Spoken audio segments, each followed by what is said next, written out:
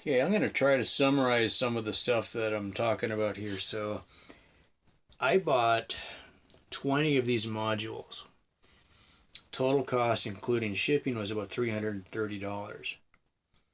That's what I'm going to use to make the bike battery out of. But honestly, I don't think I'm going to need that many, so the rest of them will probably get used for powering the ranch as far as, hook them up to the main system, use them for making coffee, that kind of thing. Anyway, so that's what they kind of look like when I bought them. This is what they look like on the inside. So this is one that's taken apart. This one particularly, there's two that were completely dead when I got them, so I just pushed them aside and didn't use them. But they've got 8 of these batteries. This is what the battery looks like when it's out. It's kind of like a big, D cell or something like that.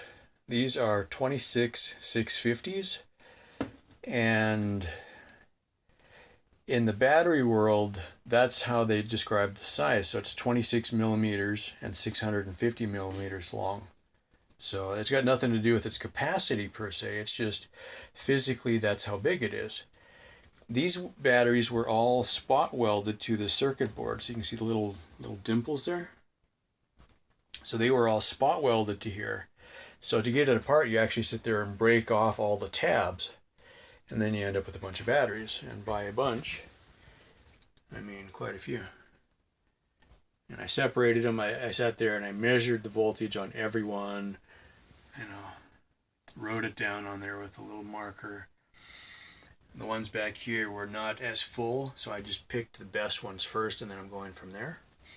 Now, to use them, these things sit at about, like those down there were 3.33 volts is pretty common. So it takes about 4 of these to make a 12-volt battery. Or in this case, a 24-volt battery. So it goes negative, positive, negative, positive, and then across.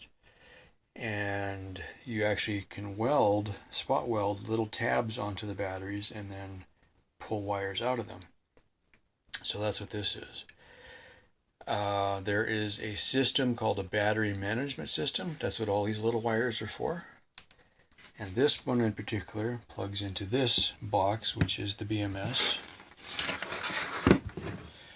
That was about $75 from eBay from China. I got 2 of those.